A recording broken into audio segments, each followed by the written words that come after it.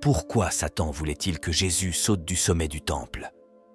Si tu es le Fils de Dieu, jette-toi d'ici, car il est écrit « Il donnera des ordres à ses anges à ton sujet, et ils te porteront sur les mains, de peur que ton pied ne heurte une pierre. » Il est aussi écrit « Tu ne tenteras pas le Seigneur ton Dieu. » Dans la Bible hébraïque, Satan est appelé « Satan », l'adversaire qui sert d'accusateur ou de testeur dans la cour de Dieu. Il est un ange déchu qui s'est rebellé contre Dieu et est devenu l'incarnation du mal, tentant les croyants et s'opposant à la volonté de Dieu à chaque occasion. Donc, il n'était pas surprenant que Satan ait confronté Jésus, comme rapporté dans Matthieu 4, dans le but de tenter et de le séparer de la connexion avec son Père. Après que Jésus eut jeûné pendant 40 jours et 40 nuits, il avait faim et était physiquement épuisé. Puis Satan apparut pour tenter Jésus à son état présumé de plus grande faiblesse physique. Cependant, l'épuisement physique n'est pas la même chose que la faiblesse spirituelle. En fait, Jésus était probablement à son état spirituel le plus élevé en forme humaine au moment de la tentation, parce qu'il venait de passer plus de 6 semaines de jeûne et de communion constante avec Dieu dans le désert. Satan voulait attraper Jésus à son point le plus faible, mais le trouva, comme toujours, à son état par défaut de force spirituelle optimale, de foi, d'humilité et d'amour. Satan employa 3 stratégies dans sa tentative de tenter et de faire dérailler le plan de Jésus.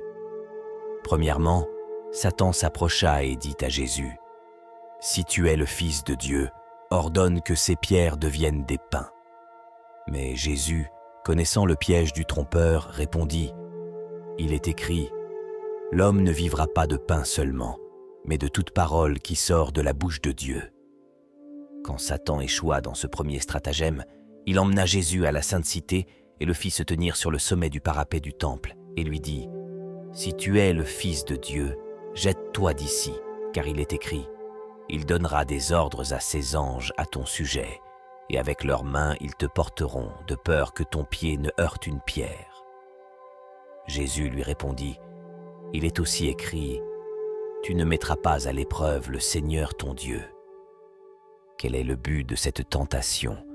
Quel objectif le fait de sauter de la hauteur du temple servirait-il pour Satan? Pourquoi Satan voulait-il que Jésus prouve qu'il est le Fils de Dieu en sautant?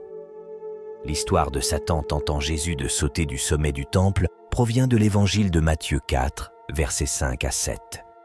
Cette tentation est destinée à tester la foi et l'obéissance de Jésus à Dieu. C'est une tentative de manipuler Jésus pour tester la protection de Dieu.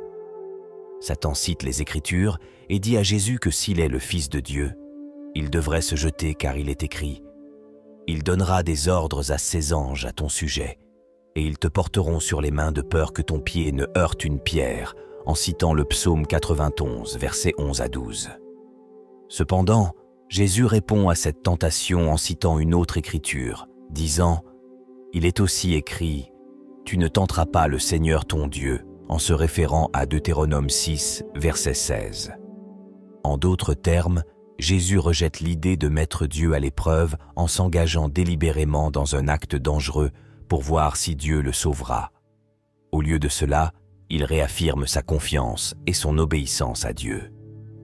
Cette histoire démontre la foi inébranlable de Jésus et son refus de succomber à la tentation même lorsqu'il est présenté avec l'opportunité de réaliser un miracle spectaculaire. L'histoire comporte plusieurs leçons et messages importants pour nous en tant que chrétiens. 1. Nous devrions faire confiance au plan et au timing de Dieu. La réponse de Jésus à la tentation de Satan démontre sa foi inébranlable dans la protection et la direction de Dieu. Elle nous apprend que nous ne devrions pas tester ou manipuler Dieu pour prouver son existence ou sa puissance. Au lieu de cela, nous devrions lui faire confiance et à son plan pour nos vies et ne pas utiliser notre relation avec lui pour satisfaire des désirs personnels injustifiés ou démontrer du pouvoir pour le pouvoir. 2.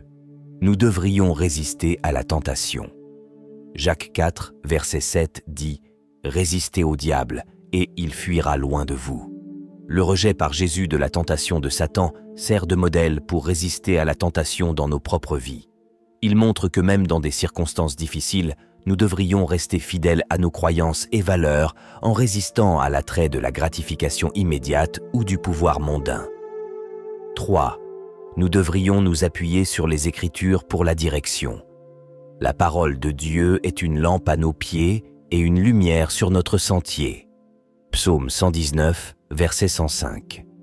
C'est une fondation sûre sur laquelle nous pouvons construire nos vies. 2 Timothée 3, verset 16. Jésus répond aux tentations de Satan en citant les Écritures. Cela souligne l'importance de connaître et d'utiliser la parole de Dieu comme source de guidance et de force lorsqu'on fait face à des défis et des tentations. 4. Nous devrions éviter l'auto-exaltation. Car quiconque s'élèvera sera abaissé, et quiconque s'abaissera sera élevé. Matthieu 23, verset 12.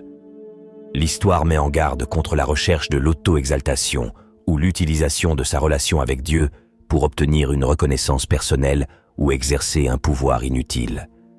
Elle nous rappelle que la foi ne doit pas être utilisée comme un moyen d'atteindre des ambitions mondaines, mais comme un chemin vers une relation plus profonde avec Dieu. Pourquoi Satan demanderait-il à Jésus de sauter du sommet du temple? Pour tester son pouvoir de résistance, saper sa foi dans le plan de Dieu, tester sa compréhension des Écritures et inciter son sens de l'auto-exaltation. Il voulait arrêter la mission de Jésus de racheter l'humanité. Surtout, Satan voulait instiguer le péché dangereux de l'orgueil chez Jésus, car c'était le même péché qui avait conduit Satan à être chassé de la présence du Dieu Tout-Puissant. Merci de nous avoir regardés. Veuillez ne pas oublier de nous soutenir en vous abonnant, aimant et partageant nos vidéos. Que la grâce de notre Seigneur Jésus-Christ continue de nous guider loin et à travers les tentations. Dieu vous bénisse.